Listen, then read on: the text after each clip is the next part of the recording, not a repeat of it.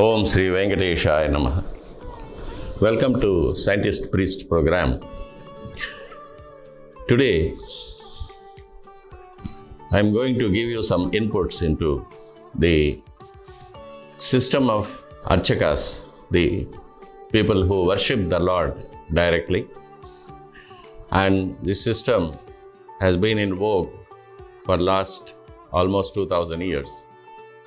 It is hereditary in nature, and this duty of doing worship to the Lord, called Kainkaryams, are laid within 4 families which has been doing the service for the last few centuries. As I was telling you, Lord Vishnu descended onto this planet Earth about 170 million years ago. As per the timescales and astrological informations given in the Puranas like Varaha Purana, Bhavishya Purana and Skanda Purana. These Puranas were the chronological recordings of important incidents happening throughout the universe, not only on this planet, recorded by sage Vedavyasa and given to us in 18 Puranas. You will be surprised to know that one of the Puranas, Bhavishottara Purana, explains the happenings in the future also. After descending onto this planet Earth, Lord Vishnu was received by all the gods, including Brahma, Indra, Agni, Varuna, Yama, and all the demigods like Kinnara, Kimpurusha, Garuda, Gandharva, Yaksha, Rakshasa, Apsara groups, and then all the learned sages like Bharadwaja, Gautama, Vikhanasa, Vasishtha, Vamadeva, all those who have arrived onto this planet in their flying machines to witness the grand event of Lord's avatar onto this planet.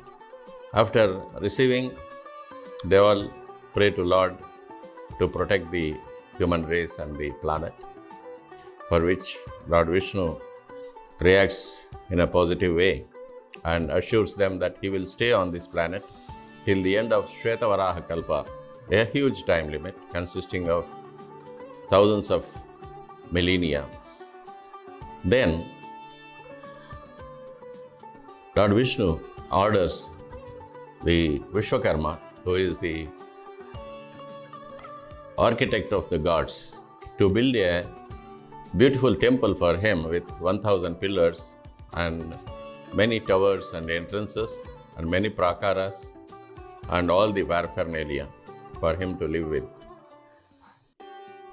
When it was built, Lord Vishnu with Lakshmi and Bhudevi enter the temple, they start living there and presiding over the meetings on gods and looking after the people who are coming to meet him. So this went on for so many millennia. We have references in Mahabharata and Ramayana to the god Venkateshwara, who is stationed in the Venkatachala hills. Lord Vishnu, before descending onto this planet, created a very learned sage called Vikhanasa Rishi, who is an alter ego of Lord Vishnu himself, who is born with 4 hands with Shankha and Chakra, Kirita and Kundala, and orders him to prepare a manifest of rituals used to worship him on this planet. So sage Vikhanas enters the forest Naimisha on the banks of river Gautami and takes 4 most spiritual sages called Bhrigu, Atri, Marichi and Kashyapa as disciples and gives an epic recording of Vaikhanasa Bhagavat Shastra with 6 lakh Sanskrit verses, which describes all the rituals to be conducted to the Lord on ordinary days and extraordinary days, the festivals to be conducted. And that includes a chapter on the code for the Archakas who are going to worship him in the times to come. So, this started, and there was references to Vaikhanasa Agama Shastra in Ramayana, where Vasishtha also refers to this Vaikhanasa Agama when a temple is to be built. And when the Vanaras were sent in the 4 directions in search of Sita, the group of Vanaras going towards north beyond the Himalayas, entering the Siberian desert, there was a huge lake called Vaikhanasa Lake, on the banks of which, on huge trees, Vaikhanasas and another set of sages, Valakilyas, were doing penance in the icy deserts. And in Mahabharata also, when Pandavas went on Vanavasam, the company of sages who were with them included Vaikhanasa Rishis, directing them on conduct of rituals of Vanaprastha. So, this is the antiquity of the Archaka tradition in Tirumala. This 1,000-pillared Mantapam, which was built by Vishwakarma, is still there in Tirumala, hidden somewhere beyond the reach of ordinary humans. And God is still living there with all his grandeur of Vaikuntha. Later on, during the end of Dwapara Yuga, a new temple was built by Tondaman Emperor for installing the idol of Lord Vishnu. It was there for a few centuries, and then in the beginning of the Kali Yuga, about 2000 years ago, it went underground because of some natural calamity, along with the idol that has been installed there by sage Bharadwaja. After a few years, a Vaikhanasa Archaka called Gopinatha, who was worshipping in a Krishna temple in a village nearby, had a dream that Lord Vishnu's idol was lying below a tamarind tree and champaka tree on the banks of the holy Swami Pushkarani. And that has to be taken out and installed in the same place for the benefit of the devotees. A Yadava, a cowherd from a different village called Rangadasa, also had a similar dream. And both of them came in search of that idol, and they met on the hills. They exchanged their dreams, and then they went looking for the idol and located it. There is a procedure to bring out the idols from below the earth to be worshipped. It is pouring potfuls of milk from Kapila Gau, a particular breed of native cows, which are very dear to Lord Vishnu.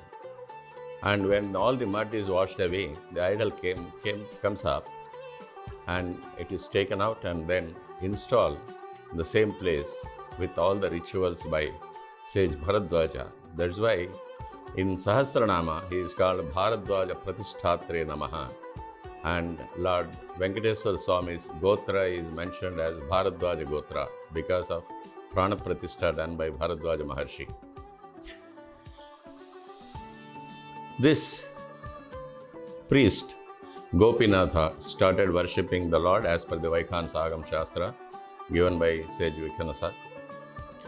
And Lord Vishnu orders him to continue the worshipping and assures him that his progeny will continue to worship him for centuries to come in an unending chain of generations. So, from about 2000 years ago till today, the Archaka families are derived from the sage Gopinatha priest. And they are divided now into 4 families, and they are still doing the Kainkaryams as per Lord Venkateswara Swami's orders. In spite of many natural and man-made disasters, there had been Muslim invasions were there, and the East India Company invasions were there. Arcot Nawab's reign was there, but still they sacrificed their lives to protect the temple and to maintain the rituals without stopping for a single day. So that is the history of the Archaka system. After the father, the son takes over, and the son gets trained even from the childhood by the father or grandfather in the temple. And there are 2 steps of training. One is the theoretical learning of the scriptures, Agam Shastra, and the practical part of doing Kainkaryams to the Lord, the rituals to be done, the decorations to be done, the Abhishekam, the Aradhana, Alankaram, Aragimpu, all these things come under practical things, how to conduct the rituals. So this has been the practice of these 4 families throughout from 2000 years till today, and we are still continuing. I belong to one of the 4 families here, and we had been put to several difficulties, but still even today we are sacrificing our lives to continue the Lord's instructions. Now, when we go to the lifestyle of the Archakas, it has been mentioned in the stone inscriptions that the kings and emperors who visited the temple, they gave huge donations of fertile lands, villages to the temple for the conduct of so many rituals without stopping. And at the same time, the priest was also given a few bits of land for his own sustenance, so that the priest's family will not be starving when he is offering food to the deity. That is the main idea behind giving land to the priests. And it is mentioned in the stone inscriptions that houses with bricks were constructed for the priests to live in the streets around the temple. And the priests led a very simple life, getting up in the morning, doing ablutions, going to the temple, opening the temple, offering services, then offering food to the Lord, and then allowing the waiting devotees to have darshan and receive whatever small donations the devotees offer to the priests by name, and then come home after closing the temple, after the midday rituals, then again opening the temple in the evening, complete the evening rituals, allow the devotees for darshan, and then closing the temple. We used to bring other Vaikhansa priests also from outside whenever the festivals are there, the processions were there, whenever we needed extra hands. and we used to pay them, we used to feed them. And it is a ancient tradition that we don't live with families on Tirumala. Women are not allowed to live on Tirumala. We have, even the cooks are male cooks only. We live in a dormitory-like accommodation. And our families, they come during festivals and during processions, come have darshan and go back after the festival. We have a very simple style of life. We have simple food and simple habits. We have no other activities other than worshipping the Lord every day basis. And in the four families, we used to share the responsibilities by doing the kainkariams in turns of 1 year each. So that's what's going on till today. And this is the information I wanted to give to the devotees who have no source for this type of information on the hills. And we priests, we don't interact with the devotees much. And we are a secluded tribe, and we don't mix with people. And even marriages, we perform in our own families only. And God is everything for us. Our duties to Him is everything for us. We are born to do worship, and from birth to death, we have the same responsibilities. Our lives are also linked with the temples. For example, when we die, we get the fire, sacrificial fire from the temple with all the honors, mounted on an elephant for the funeral rituals. And every year on the day of remembrance, we inform the temple, and special prasadams are made in the temple kitchen. They're offered to the god and then brought to our houses with temple honors. And that will be distributed to the Brahmins when we are doing the remembrance rituals in the annual rituals in the houses. That is how much our lives are linked to the temple, and we have no ambitions and we have no great desires in life, but to continue the tradition of hereditary Archakatvam and to reach His lotus feet at the end of our lives. Thank you very much. Om Sri Venkateshaya Namaha.